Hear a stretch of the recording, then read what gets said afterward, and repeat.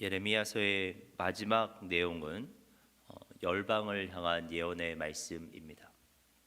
그리고 그 열방을 향한 예언의 마지막 부분은 바벨론을 향한 말씀이며 열방 말씀 가운데 가장 방대한 분량을 차지하고 있습니다. 예레미야서 50장과 51장에서 예레미야는 당시 가장 강성한 나라였던 바벨론의 몰락을 예고하고 있습니다. 1절과 2절입니다. 여호와께서 선지자 예레미야에게 바벨론과 갈대아 사람의 땅에 대하여 하신 말씀이라. 너희는 나라들 가운데 전파하라, 공포하라, 깃발을 세우라. 숨김이 없이 공포하여 이르라. 바벨론이 함락되고 벨이 수치를 당하며 무로닥이 부스러지며 그 신상들은 수치를 당하며 우상들은 부스러진다 하라. 하나님께서는 예레미야에게 바벨론이 함락될 것을 공포하라고 하십니다. 그런데 이러한 함락 예고에는 다음과 같은 말들이 따라 나오는데요. 벨이 수치를 당하며 라고 합니다. 여기서 벨은 주인을 의미하는 단어인데 바벨론의 중요한 신에게 붙여진 명칭입니다. 그리고 무로닥이 부스러지며 라고 합니다. 무로닥은 태양신의 젊은 황소라는 뜻으로 바벨론의 수호신 마르둑을 가리킵니다. 그런데 하나님께서는 바벨론의 멸망과 관련하여 이러한 신들의 이름을 언급하십니다. 이는 바벨론의 멸망과 함께 그들이 섬겼던 모든 우상이 철저하게 파괴될 것이고 이를 통해 그 우상들이 얼마나 무가치한 것에 불과한지 분명하게 드러내시겠다는 말씀입니다. 그리고 3절입니다. 이는 한 나라가 북쪽에서 나와서 그를 쳐서 그 땅으로 황폐하게 하여 그 가운데에 사는 자가 없게 할 것임이라. 사람이나 짐승이 다 도망할 것임이니라. 당시 바벨론은 여전히 가장 강성한 나라였습니다. 도무지 바벨론을 대적할 다른 나라는 보이지 않는 시기였습니다. 하지만 하나님은 이미 바벨론의 몰락을 정해 놓으셨다는 것입니다. 하나님은 북쪽에서 한 나라를 불러와 바벨론을 치시겠다고 하십니다. 그런데 놀라운 것은 바벨론을 향한 심판 예언 사이사이에 바벨론의 포로로 끌려간 유다의 회복을 전하는 말씀이 배치되어 있다는 것입니다. 4절과 5절입니다. 여호와의 말씀이니라. 그날 그때에 이스라엘 자손이 돌아오며 유다 자손도 함께 돌아오되 그들이 울면서 그 길을 가며 그의 하나님 여호와께 구할 것이며 그들이 그 얼굴을 시온으로 향하여 그 길을 물으며 말하기를 너희는 오라 잊을 수 없는 영원한 언약으로 여호와와 연합하라 하리라. 바벨론의 멸망 이후에 이스라엘 자손과 유다 자손은 감히 실현될 것을 상상조차 할 수 없었던 소망을 이루게 된다는 것입니다. 그들이 약속의 땅으로 돌아오게 된다는 것입니다. 지금 예레미야는 예루살렘으로 돌아오고 있는 사람들의 행렬을 머릿속에 그리고 있습니다. 울면서 그 길을 간다는 것은 민족적 회개를 암시합니다.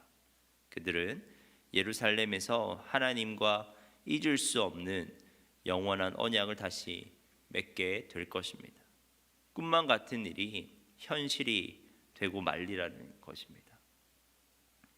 여러분, 우리는 예레미야서에서 열방을 향한 예언의 말씀을 계속해서 살펴보고 있습니다.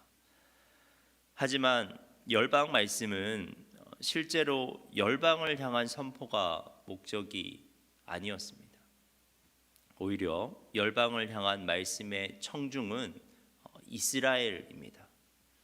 이스라엘을 향해 열방에 대한 하나님의 뜻을 선포함으로써 하나님이 열방의 온 역사를 주관하고 계심을 드러내는 것이 이 말씀의 기본적인 의도입니다. 이스라엘은 이 시기에 가장 약해졌고 강대국의 포로가 되어 버렸지만 이스라엘의 상황과는 관계없이 여전히 하나님은 세상 주권자라는 것입니다. 하나님의 세상 주권은 전혀 약해지지 않는다는 것입니다. 오히려 강대국의 흥망성쇠를 주관하고 계심을 선포함으로써 그분의 주권을 더욱 강력하게 드러내고 계신 것입니다. 그리고 열방 말씀의 또 다른 의미는 하나님이 열방 가운데 이스라엘을 여전히 지키시고 인도하고 계신다는 확신을 주기 위해서입니다. 그래서 열방 말씀 군데군데 이스라엘의 회복을 선포하는 말씀들이 놓여 있습니다. 애굽의 패배에 관한 말씀에 이어서는 이스라엘의 포로된 자들의 회복 말씀이 놓여 있으며 바벨론에 대한 심판 말씀 사이사이에는 유다의 회복과 귀환의 말씀이 선포되고 있는 것입니다. 사랑하는 여러분, 우리는 예레미야의 열방 말씀을 통해 분명히 알 수 있는 것이 있습니다. 그것은 세상의 현실 이면에 하나님의 현실이 있다는 것입니다. 사람들은 바벨론이라고 하는 거대한 제국이 온 세상을 장악하고 있는 것 같은 현실에서 어떠한 희망도 보지 못했지만 예레미야는 하나님의 말씀을 통해 그 현실 이면에서 펼쳐지는 하나님의 역사를 지금 포착하고 있는 것입니다. 예레미야는 하나님께서 여전히 세상을 다스리고 계심을, 그리고 그 하나님께서 이스라엘을 반드시 구원하실 것임을 확신하고 선포하고 있는 것입니다. 여러분, 그런데 우리도 그러한 하나님의 현실을 볼 수 있습니다.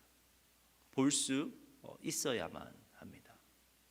우리도 성령 충만해지면, 그리고 우리가 하나님의 말씀에 사로잡히면 하나님의 현실을 볼 수 있습니다.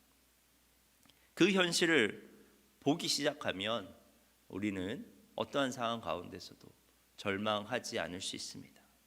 그 현실을 보기 시작하면 우리는 어떠한 상황 가운데서도 무기력해지지 않을 수 있습니다. 오히려 어떠한 상황 중에서도 하나님이 다스리고 계심을 여전히 우리가 확신하고 그 현실이 실현될 것을 소망할 수 있으며, 그리고 여전히 하나님의 뜻에 자신을 담대하게 참여시킬 수 있게 됩니다. 사랑하는 성도 여러분, 하나님의 말씀을 통해 여러분의 일상 현실 너머에 있는 하나님의 현실을 포착하고 그 현실에 참여할 수 있는 여러분 되시길 바랍니다. 기도하겠습니다. 하나님, 우리가 온 땅을 다스리고 계신 하나님, 우리의 구원자 되시는 하나님을 말씀을 통해 늘 기억하고 그 하나님을 바라보고 살게 하옵소서. 그래서 어떠한 상황 가운데서도 절망하지 않고 하나님 안에서 소망하게 하옵소서. 우리가 하나님의 현실을 놓치지 않고 포착하며 성령 충만하여 그 현실에 참여하는 자 되게 하옵소서. 하나님, 주사랑교회를 위해 기도합니다. 하반기 제자 양육 훈련 가운데 하나님께서 은혜 베풀어 주셔서 그 훈련에 참여하고 있는 모든 성도가 제자의 삶을 살아갈 것을 결단하게 하시고 그들이 살아가고 있는 수레바퀴의 삶 가운데 주님의 큰 은혜를 누리게 하옵소서.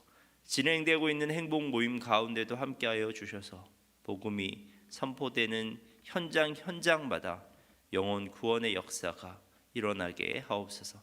담임 목사님의 영육을 강건하게 하시고 말씀의 능력으로 항상 충만하게 하옵소서. 예수님의 이름으로 기도합니다.